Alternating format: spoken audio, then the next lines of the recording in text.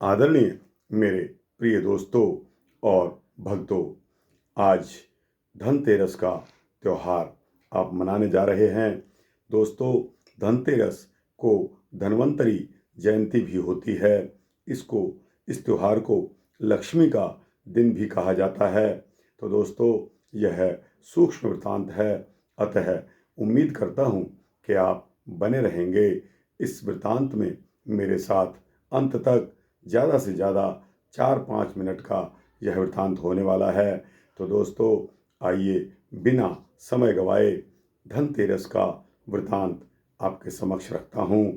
दोस्तों, धनतेरस के त्यौहार को लक्ष्मी का दिन या धन्वंतरी जयंती भी कहा जाता है। लोग अपने अपने घरों में लीपा पोती करके, साफ सुथरा करके, चौक में रंगोली सजाते हैं। शाम को दीपक जलाए जाते हैं। कहीं कहीं कुबेर और यमराज का पूजन भी किया जाता है। दोस्तों, इस दिन बर्तन, सोना, चांदी तथा अन्य मूल्यवान वस्तुएं भी खरीदी जाती हैं। इस दिन कहीं कहीं धन्वंतरी जयंती भी मनाई जाती है। दोस्तों, इस दिन के पीछे एक कथा आती है, जिसको सुनाना मैं आपके लिए आवश्यक समझता हूँ। तो दोस्तों, ध्यान देकर यह 2 मिनट की कथा आपके सम्मुख रख रहा हूँ। दोस्तों, इस कथा में भगवान विष्णु और लक्ष्मी जी की कथा कही जाती है। एक बार की बात है कि लक्ष्मी जी ने किसी खेत में बिना पूछे सरसों के फूल तोड़कर बालों में लगा लिए थे, जिसके दंड के स्वरूप में वे उस खेत के गरीब ब्राह्मण मालिक के यहाँ 12 वर्ष तक सेविका बनकर रहीं। दोस्तों, उस ब्राह्मण को धन धान्य से संपन्न कर दिया और फिर उपदेश दिया कि इस त्रयोदशी को जो लक्ष्मी पूजन करेगा उसे धन की कमी नहीं होगी। इसी दिन लक्ष्मी जी का 12 वर्ष भी पूरा हुआ था।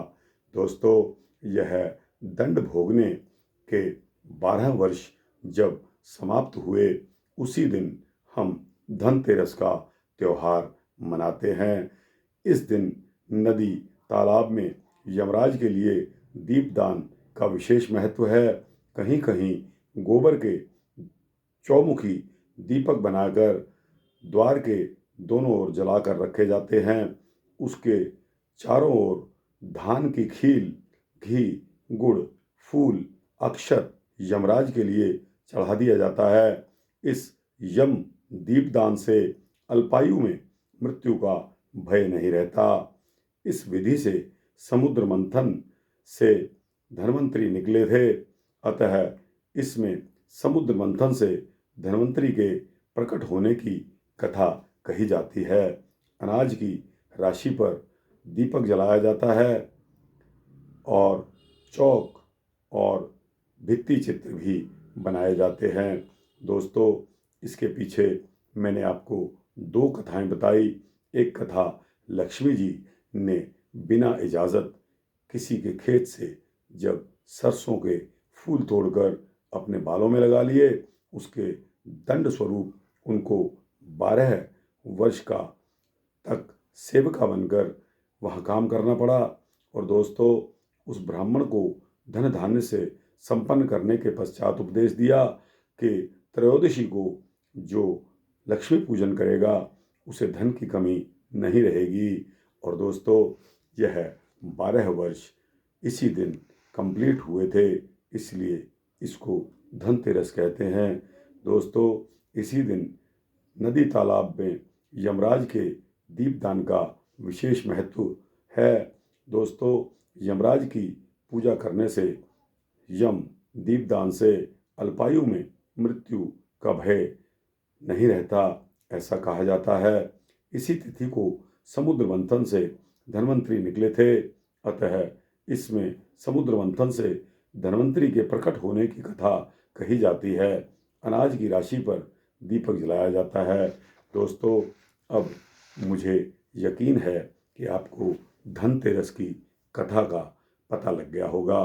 दोस्तों, यह सूक्ष्म वृत्तांत आपको कैसा लगा? अच्छा लगा हो तो इसको लाइक और शेयर करते हुए अपने दोस्तों, भक्तों, मित्रों, जिज्ञासुओं को अवश्य भेजना। और दोस्तों, इस चैनल को सब्सक्राइब करने पर आपको इसी तरह के भक्ति वृत्तांत मिलते रहेंगे, ऐसा मेरा संकल्प है। दोस्तों, जय श्री राधे, जय श्री कृष्णा, जय श्री सीता रामचंद्र भगवान की जय।